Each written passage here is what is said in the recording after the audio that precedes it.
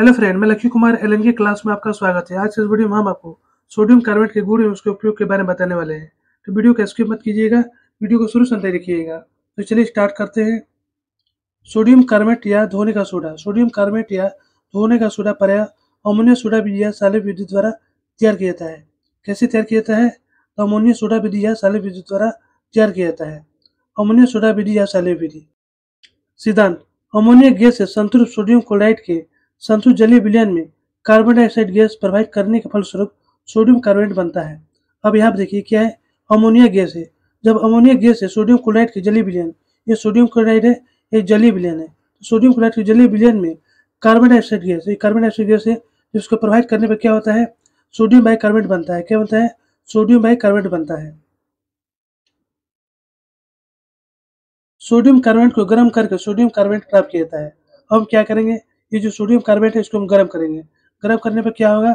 Sodium carbonate carbon dioxide और जल में 3 भागों में टूट जाएगा। इस प्रकार हमें सोडियम कार्बोनेट प्राप्त हो जाएगा। सोडियम कार्बोनेट के रवाकरण से धोने का सोडा प्राप्त किया जाता है। सोडियम कार्बोनेट जो रवाकरण है उससे हमको धोने वाला सोडा प्राप्त किया जाता है। इसका रसायन सूत्र है। अब यहाँ पे देखिए सोडियम कार्बोनेट के गुण। सोडियम कार्बोनेट के कौन कौन से गुण होते हैं? पहला है सोडियम कार्बोनेट। सोडियम कार्बोनेट का जलीय विलयन क्षारीय होता है। सोडियम कार्बोनेट जो जलीय विलयन है वो क्षारीय होता है। दूसरा है सोडियम कार्बोनेट अम्ल को उदासीन बनाता है। सोडियम कार्बोनेट जो है अम्ल को उदासीन बनाता है तथा अभिक्रिया के फलस्वरूप CO2 गैस निकलती है तथा अभिक्रिया के फलस्वरूप क्या होता है? कार्बन डाइऑक्साइड गैस निकलती है। ये देखिए ये क्या है?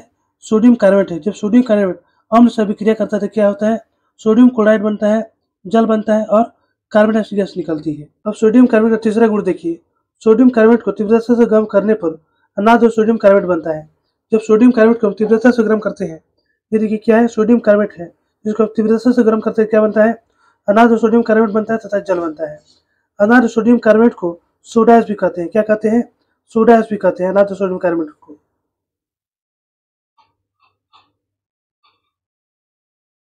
उत्फुलन: सोडियम कार्बोनेट के रवाकण को हवा में खुले छोड़ने पर रवाकण के जल को त्याग कर सोडियम कार्बोनेट मोनोहाइड्रेट का चूर्ण बनना उत्फुलन कहलाता है। जब हम सोडियम कार्बोनेट के रवाकण को हवा में खुला छोड़ देते तो क्या होता है? रवाकण का जल जो है त्याग हो जाता है, जिसके फलस्वरूप सोडियम कार्बोनेट मोनोहाइड्रेट का चूर्ण बनता है, जिससे हम उत्फुलन कहते हैं। अब यहाँ पर देखिए ये क्या है? सोडियम कार्बोनेट का रवाकण है, जिसको हम खुली हवा में छोड़ देते तो क्या होता है? रवाकण का त्याग हो जाता है, जिसके फलस्वरूप क्या बनता है? सोडियम कार्बोनेट मोनोहाइड्रेट का चूर्ण बनता है। अब सोडियम कार्बोनेट का चौथा गुण देखिए। सोडियम कार्बोनेट के विलयन में CO2 गैस यानी कार्बन डाइऑक्साइड गैस प्रवाहित करने पर सोडियम बाइकार्बोनेट बनता है। अब यहाँ देखिए क्या है? सोडियम कार्बोनेट है, जिसको हम सोडियम कार्बोनेट जलीय विलयन में कार्बन डाइऑक्साइड गैस प्रवाहित करेंगे तो क्या बनेगा? सोडियम बाइकार्बोनेट बनेगा। अब यहाँ पर देखिए सोडियम कार्बोनेट का उपयोग। सोडियम कार्बोनेट का उपयोग कहाँ कहाँ होता है? पहला है कपड़ा आदि धोने में इसका उपयोग होता है। जब हम कपड़ा धोते हैं तो हम सोडियम कार्बोनेट का उपयोग करते हैं। दूसरा है ये प्रयोगशाला में अभिकर्मक के रूप में व्यवहार किया जाता है। ये जो है प्रयोगशाला में अभिकर्मक के रूप में भी व्यवहार किया जाता है। तीसरा है कांच, कागज, साबुन आदि बनाने में इसका उपयोग होता है। जब कांच, कागज, साबुन आदि का उत्पादन जब होता है वहाँ पर इसका सोडियम बाइकार्बोनेट का उपयोग होता है। अब चौथा गुण देखिए। जल का से खारापन दूर करने में सोडियम कार्बोनेट का प्रयोग होता है। जब जल में खारापन होता है तो हम क्या करते हैं? सोडियम कार्बोनेट डालकर उसको हम खारापन को दूर करते हैं।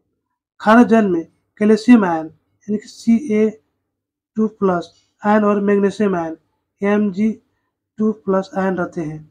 खारा जल में सोडियम कार्बोनेट मिलाने पर जल में उपस्थित Ca और Mg आयन क्रमशः कैल्शियम कार्बोनेट और मैग्नीशियम कार्बोनेट बनकर अवक्षेपित हो जाते हैं। अब यहाँ पे देखिए क्या है?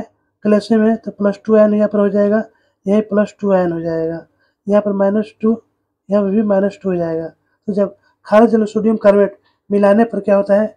कैल्शियम और मैग्नीशियम आयन क्रमशः कैल्शियम कार्बोनेट और मैग्नीशियम कार्बोनेट में अवक्षेपित हो जाते हैं। ये जो कैल्शियम कार्बोनेट में अवक्षेपित हो जाएगा, ये जो है मैग्नीशियम कार्बोनेट में अवक्षेपित हो जाएगा। तो दोस्तों यही पर हमारा वीडियो समाप्त होता है।